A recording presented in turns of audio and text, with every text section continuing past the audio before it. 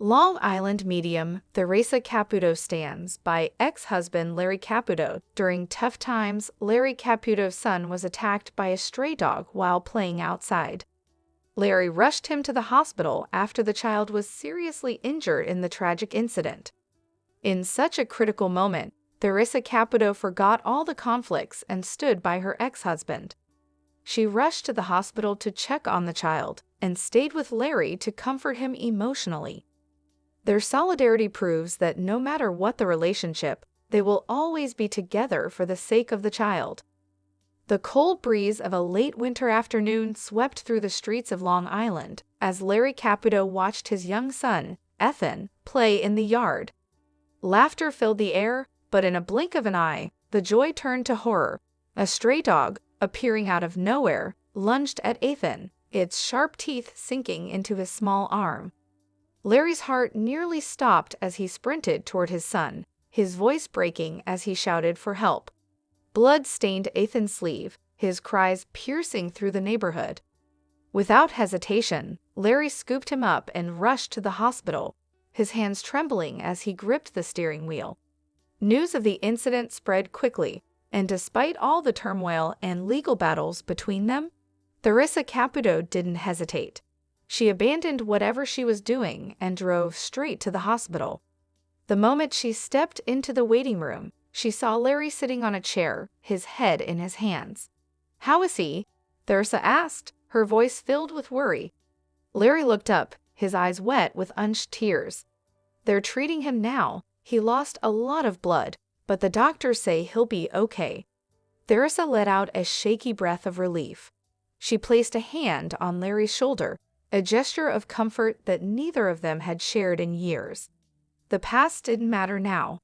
Not the arguments, not the lawsuits, not the heartbreak. Only Ethan mattered. As the hours passed, they sat together in silence, their shared concern bridging the gap that time and conflict had created. When the doctor finally emerged to assure them that Ethan would recover, they both exhaled at the same time, exchanging a look that spoke louder than words. That night, as they stood by Ethan's hospital bed, watching him sleep peacefully, Larry whispered, "Thank you for being here." Theresa nodded, squeezing his hand lightly. "No matter what happens between us, I'll always be here for our family." For that moment, past wounds were forgotten, and an unbreakable bond remained, one that no amount of conflict could ever sever. However, Theresa Caputo, the famous Long Island medium, was invited to appear on Live with Kelly and Michael to discuss her latest book and upcoming tour. She was excited but also a little nervous. Live television always had unexpected surprises. As she walked onto the stage, the audience erupted in applause.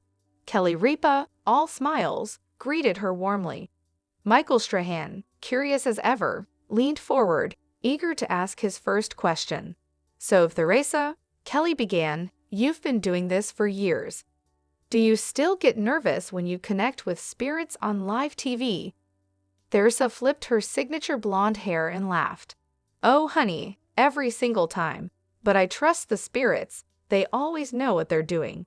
Just as Michael was about to ask his next question, Theresa's expression changed. She gasped slightly and looked toward the audience. "Okay, this is unexpected," she said, placing a hand over her heart. "There's a strong presence here. Someone's father is stepping forward." The audience went silent. A woman in the second row covered her mouth in shock. Theresa pointed directly at her. "You, sweetheart, in the red sweater?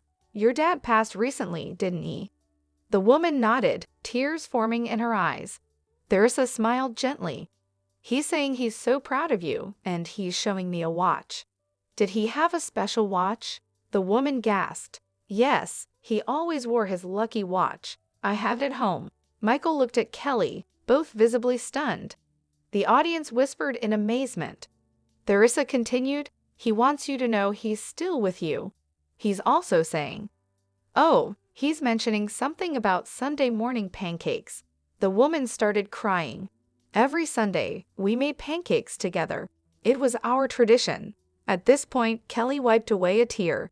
Even Michael, the tough ex-football player, looked emotional. Theresa reached out and held the woman's hands. "He loves you so much, and he's still flipping pancakes in spirit with you." The audience erupted into applause, and Kelly turned to the camera.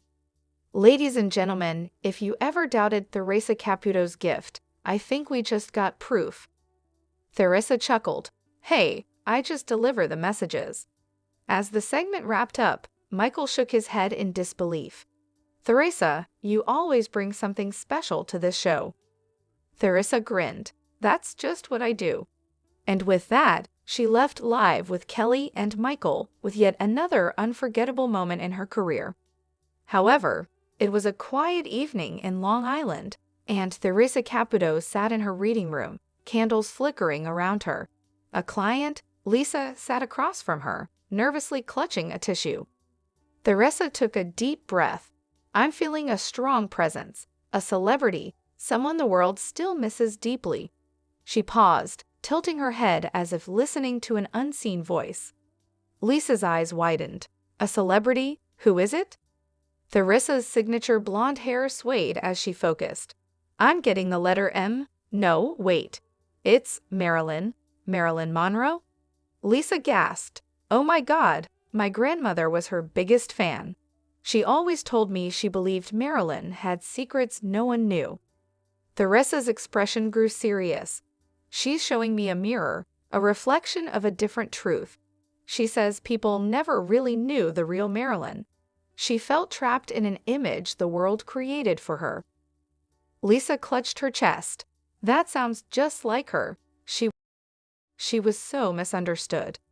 Theresa suddenly shivered. "She's telling me something else, something about her passing. She wants the truth to be known, but she says, not yet. They're not ready." Lisa wiped a tear. "Wow, do you think she's at peace?" Theresa smiled gently. "She's surrounded by light, but she still lingers. She says she still watches over Hollywood, over the dreams of young actresses." The candles flickered wildly for a moment before settling. Theresa exhaled. "She's gone now, but she wanted you to know, some stories never truly end." Lisa nodded, overcome with emotion. "Thank you, Theresa. That was unbelievable." Theresa smiled knowingly. "That's what I do, honey." However, Bob Harper, the renowned fitness trainer and television personality, had always been skeptical about the afterlife. Though he had experienced moments where he felt his late father's presence, he never truly believed in mediums until he met Long Island medium Theresa Caputo. One afternoon, Bob's close friend convinced him to attend a private reading with Theresa. He was hesitant but curious. When he walked into her cozy reading room, decorated with warm lighting and family photographs, he took a deep breath. Theresa greeted him with her signature warmth. "I don't know if you believe in this," she said, "but your dad's energy is already here." Bob's heart skipped a beat. He hadn't mentioned anything about his father. Before he could respond, Theresa closed her eyes and smiled. "He's showing me an old truck. Does that mean something to you?" Bob gasped. His father had been a mechanic and had owned a rusty red truck that Bob used to sit in as a child. He nodded in shock. Theresa continued, "He's saying he's so proud of you. He's talking about staying strong. Does that make sense?" Bob's eyes welled up. His father had always told him to stay strong whenever he faced challenges. "He says he was with you during your heart attack," Theresa added gently. Bob's hands trembled. He had suffered a near-fatal heart attack years ago. At that moment, he had felt something unexplainable, like someone was watching over him. "He says you weren't alone. He was right there, holding your hand." A tear rolled down Bob's cheek. He had always wondered if his father had seen how far he had come. Now, he had no doubt. By the time the session ended, Bob felt a weight lifted from his heart. Whether or not the world believed in Theresa's gift, he knew in that moment his father was still with him. However, Carson Kressley sat in Theresa Caputo's cozy reading room, a mix of excitement and curiosity on his face. He had been looking forward to this moment for weeks. As a lover of the supernatural, he was eager to hear from his loved ones beyond the veil. However, neither he nor Theresa was prepared for what was about to unfold. Theresa took a deep breath, her signature long nails tapping lightly on the table as she focused her energy. "Okay, honey, I'm getting a present. A woman? No, wait, this feels different." Her expression changed, a shadow of confusion crossing her face. Carson leaned forward, intrigued. "Different how?" Theresa shook her head. "It's not a relative. It's not even someone you know directly." She paused, then suddenly gasped. "Oh my God, this spirit is ancient." The temperature in the room seemed to drop slightly. Carson felt a chill run down his spine. "Ancient? Like how ancient are we talking?" Theresa closed her eyes, listening. "They're showing me symbols. Hieroglyphics? No, older. This energy is unlike anything I've ever channeled before." She opened her eyes, looking straight at Carson. "This is someone from a time before recorded history." Carson's jaw dropped. "What does it want?" Theresa listened again, her expression shifting from confusion to concern. "It says it's been trying to speak for thousands of years, but no one could hear it, until now." Suddenly, the lights flickered. A gust of cold air blew through the room, ruffling the pages of Theresa's notebook. Carson grabbed the edge of his chair, his pulse quickening. "This spirit," Theresa continued, "was a guardian of knowledge. It says humanity has forgotten something important, something hidden in the stars." Her voice trembled slightly. "Carson, I think it wants us to listen, to remember." Carson swallowed hard. "What do we do?" Theresa's eyes darkened, as if another presence had momentarily taken over. When she spoke again, her voice was layered, hers, but also something older, something vast. "The time has come," she intoned, "for the lost truths to be revealed." The room fell into silence. Carson and Theresa exchanged a look, both knowing that this reading was unlike any other. Whatever they had just tapped into, it wasn't done with them yet. However, Emma sat nervously in the studio audience of the Meredith Vieira show, clutching the locket her younger brother, Jake, had given her on her 16th birthday. It had been 5 years since he passed away in a tragic accident, and the pain still felt fresh. She had never gotten the chance to say goodbye. On stage, Theresa Caputo, the renowned medium, adjusted her signature blonde hair and turned to the audience. Her expression changed as she placed a hand on her heart. "I'm getting a young male energy here," Theresa said, scanning the crowd. "He's telling me he left suddenly, and there were so many things left unsaid. Does anyone here connect with a Jake?" Emma gasped, tears welling in her eyes. She hesitated before raising her trembling hand. "That was my brother," she whispered. Theresa nodded, smiling softly. "Oh, honey, he's been waiting for this moment. He says you still wear the locket he gave you." Emma clutched the locket tighter, barely able to breathe. "Yes," she managed to say. "He wants you to know he's okay. He's showing me a skateboard. Did he love?" Emma let out a small laugh through her tears. "He was obsessed with it. He used to say he'd go pro one day." Theresa chuckled. "Well, he's still riding, sweetheart. He's telling me he didn't want you to feel guilty. That last argument you had, he says it wasn't your fault." Emma broke down. The night before the accident, they had fought over something stupid, who got to use the car. He had stormed off, and the next morning, he was gone.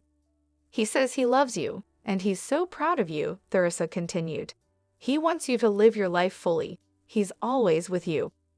Emma wiped her tears, feeling a warmth she hadn't felt in years. For the first time since Jake's passing, the weight of regret lifted.